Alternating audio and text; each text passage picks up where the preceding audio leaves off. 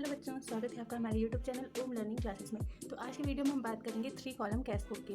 तो बच्चों, जैसा कि आप जानते हैं कि जो हमारा 3 कॉलम कैश बुक होता है, इसमें हम बैंक, कैश और डिस्काउंट ये तीनों से ही संबंधित जो भी लिखा होता है वो करते हैं। इसकी पिछली वीडियो में हमने बात की थी 1 खाने वाली लोकल वही और 2 खाने वाली लोकल वही के बारे में।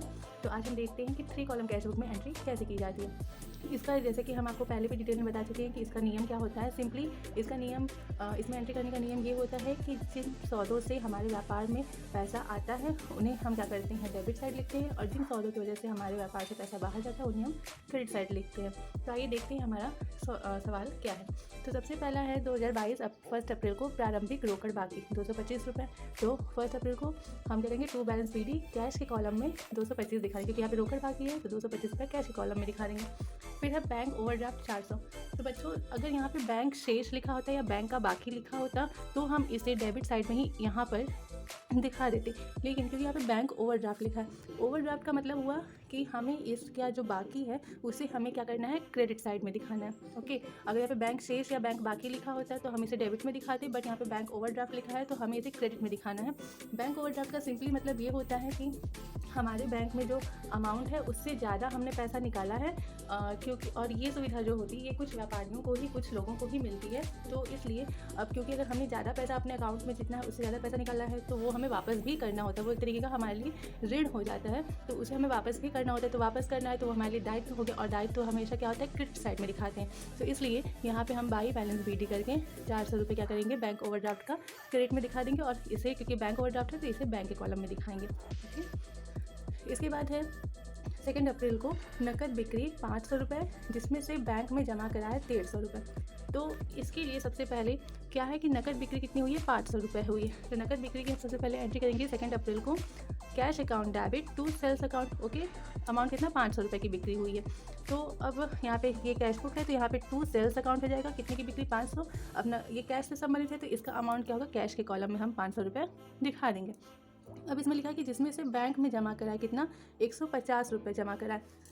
तो बच्चों देखिए, जो हमारे जो 3 कॉलम कैश बुक होती है इसमें हमारी एक स्पेशल एंट्री होती है जिसे हम लोग कहते हैं कंट्रा एंट्री। ओके, तो कंट्रा एंट्री हमारी बैंक में पैसा जमा करने से संबंधित या फिर बैंक से पैसा निकालने, इन दोनों से ही संबंधित जो एंट्री होती है वो कंट्रा एंट्री होती है।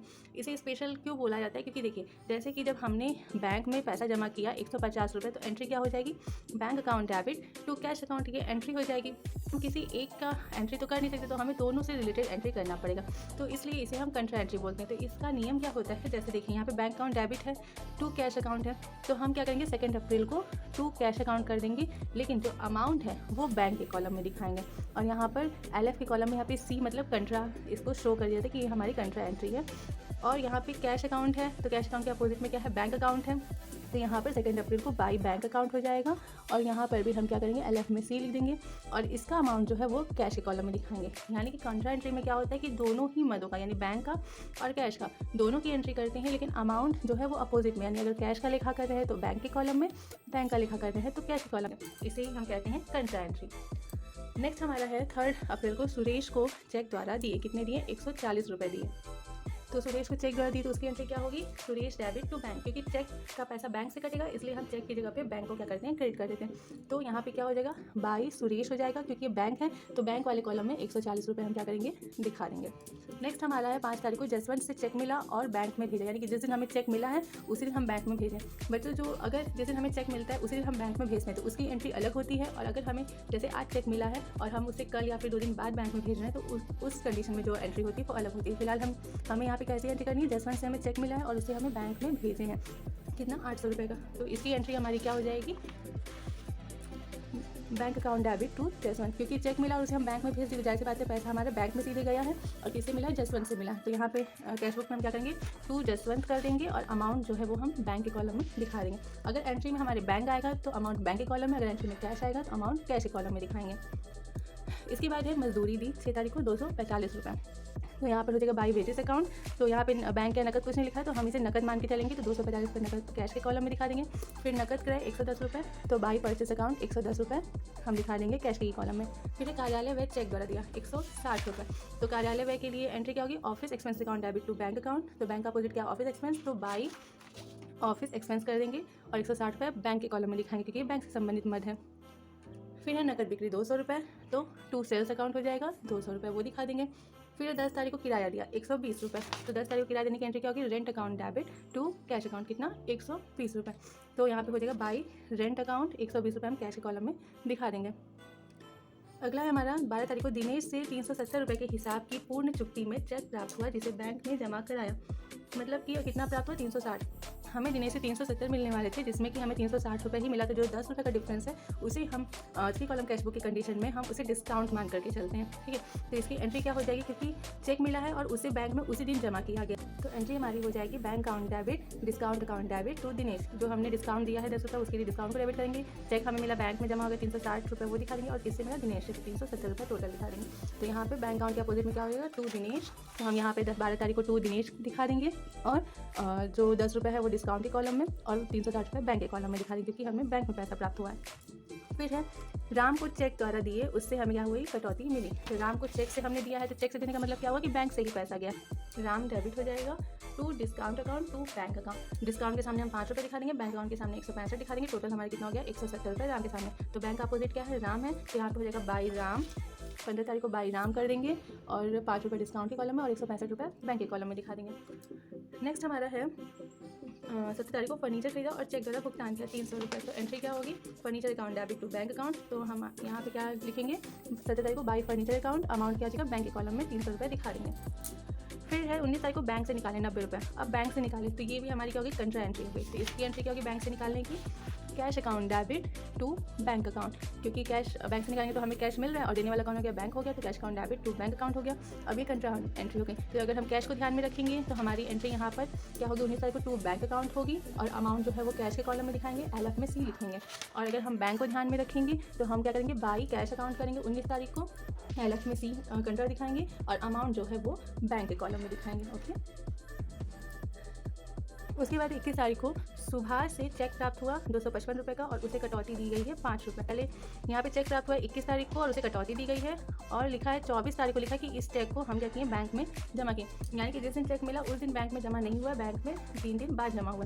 तो जब हमें सिर्फ और सिर्फ चेक प्राप्त हुआ है तो इसकी एंट्री जो हम करेंगे तो हम सिर्फ और सिर्फ कैश मान के करेंगे। अगर जिस दिन हमें चेक मिल रहा है और उसी दिन हम जो है उसे बैंक में जमा नहीं कर रहे हैं तो हम उस चेक के लिए कैश अकाउंट को हमेशा डेबिट करते हैं। तो कैश अकाउंट डेबिट हो जाएगा, क्योंकि डिस्काउंट दिया गया तो डिस्काउंट अकाउंट भी डेबिट हो जाएगा। टू सुभाष हो जाएगा, 255 रुपये का चेक था, डिस्काउंट 5 रुपये, टोटल हो गया 260 रुपये। तो कैश के अपोजिट में क्या है टू सुभाष, तो यहाँ पर 21 तारीख को टू सुभाष दिखा देंगे, डिस्काउंट हमें 5 रुपये मिला और कैश के कॉलम में 255 रुपये दिखा देंगे। 24 तारीख को लिखा है कि उसी चेक को बैंक में जमा किया गया है, तो अब हम बैंक में जमा करने की एंट्री करेंगे। तो चेक के लिए यहाँ पे कैश किए थे डेबिट, तो इसलिए यहाँ पे कैश को ही क्रेडिट करेंगे। तो bank account debit to cash account हमारा होगा। अब ये भी हमारी क्या होगी कंट्रा एंट्री हो गई। तो bank account debit to cash, तो बैंक को अगर हम ध्यान में रखेंगे तो हमारी एंट्री हम करेंगे कैश की, तो यहाँ पे हो जाएगा 24 तारीख को टू कैश अकाउंट, LF के कॉलम में C कंट्रा दिखा देंगे, और अमाउंट जो है वो कैश है यहाँ पे तो बैंक के कॉलम में दिखाएंगे। और अगर हम कैश को ध्यान में दे रहे हैं तो बाई बैंक अकाउंट हो जाएगा 24 तारीख को बाई बैंक अकाउंट C कंट्रा, और अमाउंट जो है वो हमारा कैश के कॉलम में दिखाया जाएगा। ओके, अब लिखा है 25 तारीख को कि सुभाष का चेक अप्रतिष्ठित होकर लौटा, यानी कि कभी कभी ऐसा होता है ना कि हम बैंक में जमा करते हैं चेक कि हमारा पैसा उसका कलेक्ट हो जाए, लेकिन वो चेक जो है वो हमारा वो बैंक क्या करता है रिजेक्ट कर देता है किसी भी वजह से। तो ये सुभाष का चेक जो हम बैंक में जमा किए 24 को, तो 25 को क्या हुआ बैंक ने उसे रिजेक्ट कर दिया, यानी कि हमारा पैसा हमें नहीं मिल पाया। तो जब चेक अप्रतिष्ठित होता है तो हम उसकी जस्ट अपोजिट एंट्री करते हैं, जब हमें चेक मिला होता है उसकी जस्ट अपोजिट एंट्री होती है अप्रतिष्ठित होते टाइम। अब आप सोच रहे होंगे कि यहाँ पे तो कैश अकाउंट डेबिट हमने किया था, तो यहाँ पे हम बैंक अकाउंट को कैसे क्रेडिट कर दिए, क्योंकि हमें उस दिन सिर्फ चेक मिला था, हम बैंक में जमा नहीं किए थे, लेकिन जब चेक बैंक से अप्रतिष्ठित हुआ है यानी कि हमारे बैंक द्वारा वो पैसा वो चेक क्या हो रहा है वापस दिया जा रहा है, तो इसलिए अब हम क्या करेंगे यहाँ पे बैंक को ही क्रेडिट करेंगे। तो हमारी एंट्री हो जाएगी अप्रतिष्ठित होने की, just opposite Subhash debit to bank account to discount account. अब क्योंकि चेक अप्रतिष्ठित मतलब रिजेक्ट हुआ है तो जो डिस्काउंट का अमाउंट है वो भी हमारा क्या होगा वापस हो जाएगा। तो इसलिए डिस्काउंट हमारे यहाँ 5 रुपये था तो 5 रुपये दिखा दिए, बैंक में 255 का चेक था 255 दिखा दिया, टोटल सुभाष के जरिए हमें कितना सुभाष को कितना वापस हो रहा है 260 का 260 दिखा दिए। तो एंट्री जो हमारी कैशबुक में होगी वो होगी बैंक अकाउंट को हम ध्यान में रखेंगे तो सुभाष करेगा बाई सुभाष हम करेंगे बाई सुभाष करेंगे, क्योंकि बैंक का अमाउंट था अकाउंट था तो 255 बैंक के कॉलम में और 5 रुपये डिस्काउंट के कॉलम में दिखा देंगे। ओके, इसके बाद है 27 तारीख को बैंक में जमा की, कितने 100 रुपये जमा की। तो ये भी हमारी कंट्रा एंट्री हो गई, bank account debit to cash account, ये भी कंट्रा हो गई। तो सेम हम क्या करेंगे, 27 को टू कैश अकाउंट कर देंगे, अमाउंट बैंक में, और बाई बैंक अकाउंट कर देंगे, अमाउंट कैश में दिखा देंगे। लास्ट है हमारा 29 तारीख को घरेलू व्यय के लिए चेक द्वारा निकाले, कितने 40 रुपये। तो घरेलू व्यय के लिए हम हमेशा ड्राइंग अकाउंट को डेबिट करते थे, ड्राइंग अकाउंट डेबिट हो जाएगा, क्योंकि चेक से निकाले तो चेक बैंक से मिला होगा, तो इसलिए यहाँ पे टू बैंक अकाउंट हो जाएगा 40 रुपये। तो कैश बुक में क्या हो जाएगा, बाई ड्राइंग अकाउंट हो जाएगा 40 रुपये। अब इसके साथ हमारे क्या हुआ, ये जितनी भी मदे थी, जितने भी सौदे थे, उनकी एंट्री तो हमने कैश बुक में कर ली। अब इसके बाद हम क्या करते हैं कि दोनों साइड के जो अमाउंट होते हैं उनका हम टोटल करते हैं। जैसे कि सबसे पहले डिस्काउंट करेंगे, डिस्काउंट में हम 15 रुपीज़ है तो इधर 15 दिखा देंगे, इधर हमारा 10 रुपीज़ है तो इधर हम क्या करेंगे 10 रुपीज़ दिखा देंगे। उसके बाद कैश का हम टोटल करेंगे, कैश का हमारा टोटल 1270 रुपीज़ आ रहा है, और इधर का हमारा 900, ये टोटल करने पे इतना दूर करने पे हमारा 980 रुपीज़ आ रहा है। तो 1270 में से 980 माइनस करेंगे तो कितना यहाँ पे कम है, 290 रुपये। तो बाई बैलेंस CD 30 अप्रैल को बाई बैलेंस CD करके 290 रुपये कैश में दिखा करके इन दोनों कॉलम का जो अमाउंट है वो बराबर कर देंगे। फिर हम बैंक का टोटल करेंगे, तो बैंक का टोटल करने पे हमारा 1665 रुपये आ रहा है इस साइड का, और इस साइड का इतना टोटल करने पे हमारा 1550 रुपये आ रहा है। तो 1665 में से 1550 माइनस करेंगे तो कितने का बैलेंस बचा, 115 रुपये। तो 115 रुपये हम बैंक के कॉलम में दिखा देंगे। अब इसी को हम 1 मई को ट्रांसफ़र करेंगे टू बैलेंस BD करके, 290 रुपये कैश का और 115 रुपये बैंक का। तो इसी तरीके से हमारा 3 कॉलम कैश बुक का जो क्वेश्चन होता है उसे सॉल्व किया जाता है। इसे 3 कॉलम कैश बुक को अच्छे से समझने के लिए आपको पहले समझना होगा सिंपल कैश बुक और डबल कॉलम कैश बुक, जिसका वीडियो हम पहले ही आपको दे चुके हैं, और उसका लिंक जो है हम डिस्क्रिप्शन बॉक्स में दे देंगे, आप वहाँ जा करके उन दोनों वीडियो को आप देख सकते हैं। और अगर इसमें कोई भी आपकी क्वेरी हो, कोई भी क्वेश्चन हो, तो आप हमें कमेंट बॉक्स में कमेंट करके ज़रूर बताइएगा। और अगर वीडियो पसंद आए तो लाइक, शेयर एंड सब्सक्राइब करना बिल्कुल भी ना भूलें। Thank you.